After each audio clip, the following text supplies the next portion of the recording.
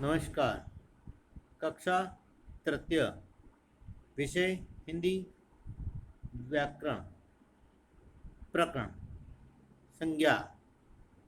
आज अपन संज्ञा के बारे में पढ़ेंगे।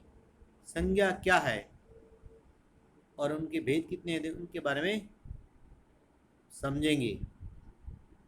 संज्ञा की परिभाषा: किसी प्राणी, वस्तु, स्थान, भाव, अवस्था, गुण या दशा के नाम को संज्ञा कहते हैं।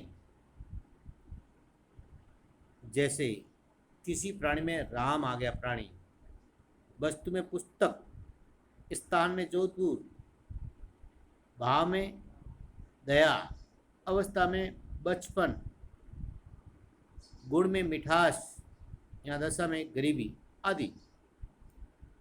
जैसे राम एक प्राणी है, पुस्तक एक वस्तु है, जोधपुर एक स्थान है। किसी पर दया करना ही उसकी भावनाओं को व्यक्त करता है। बचपन एक अवस्था है, मिठास यानी इसकी गुणवत्ता है आदि। संज्ञा के मुख्यतः 3 प्रकार की होती है। नंबर 1 व्यक्तिवाचक संज्ञा, नंबर 2 जातिवाचक संज्ञा, नंबर 3 भाववाचक संज्ञा। तो प्रथम अपन व्यक्तिवाचक संज्ञा की परिभाषा जानेंगे, समझेंगे।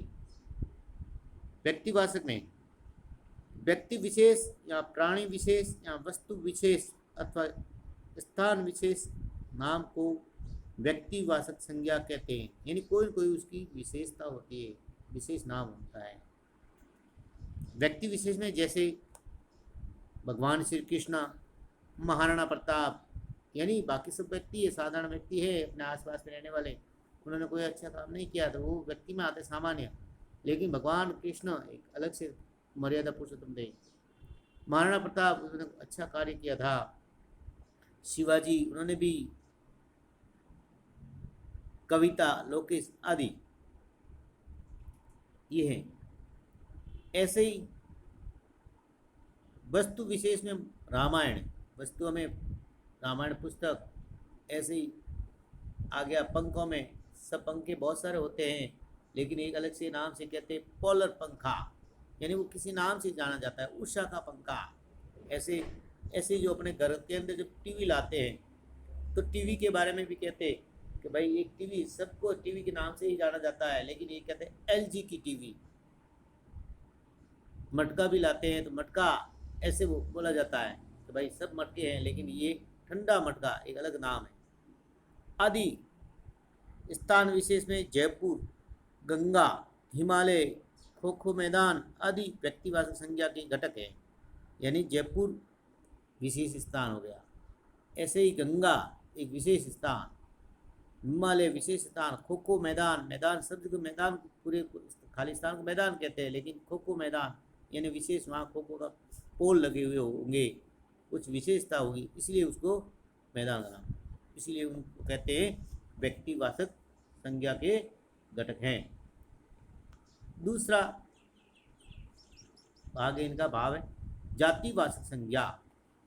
जिस संज्ञा से किसी प्राणी, वस्तु अथवा स्थान की जाति या पूरे वर्ग का बोध होता है उसे जातिवाचक संज्ञा कहते हैं। जैसे प्राणी, प्राणियों के अंदर सारे प्राणी आ गए, मनुष्य भी आ गया, पशु पक्षी भी आ गए, यानी एक प्राणी एक जाति हो गई।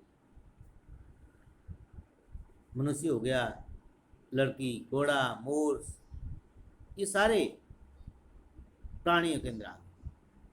वस्तु से वस्तु, जैसे वस्तुओं के अंदर पुस्तक, पंखा, मशीन, दूध, ऐसे घर के अंदर बहुत सारे सामान होता है, सारी वस्तुएं होती हैं, कुर्सी, टेबल, अन्य प्रकार, तो सारे वो वस्तुएं आ गई तो वस्तु कहलाती है। स्थान, स्थान में पहाड़, नदी, भवन, शहर, गांव, विद्यालय आदि। तो ये साधारण जो बातें हैं उन्हीं को कहते हैं जातिवाचक संज्ञा, वो आते हैं। तीसरे प्रकार भेद है इसका भाववाचक संज्ञा। भाववाचक संज्ञा की परिभाषा: किसी भावना, अवस्था, गुण अथवा दशा के नाम को भाववाचक संज्ञा कहते हैं। जैसे सुख, बचपन, सुंदरता, मिठाई आदि, ये जातिवाचक संज्ञा के उदाहरण हैं। जातिवाचक संज्ञा नहीं, भाववाचक संज्ञा के उदाहरण है। जातिवाचक संज्ञा से भाववाचक संज्ञा बनाने का कुछ तरीका अलग से। संज्ञा बनाना जैसे मानव, मानवता, ता पीछे लगाकर मानवता, मित्र, मित्रता, लड़का, लड़कपन, बच्चा, बचपन, बुढ़ा, बुढ़ापा, यानी जो भावनाओं व्यक्त होती है उन्हीं को भाववाचक संज्ञा कहते हैं। बोध प्रश्न, संज्ञा किसे कहते हैं? अच्छा, प्रश्न 2, संज्ञा के कितने भेद होते हैं? ठीक। प्रश्न 3, संज्ञा के भेदों के नाम लिखिए। अच्छा,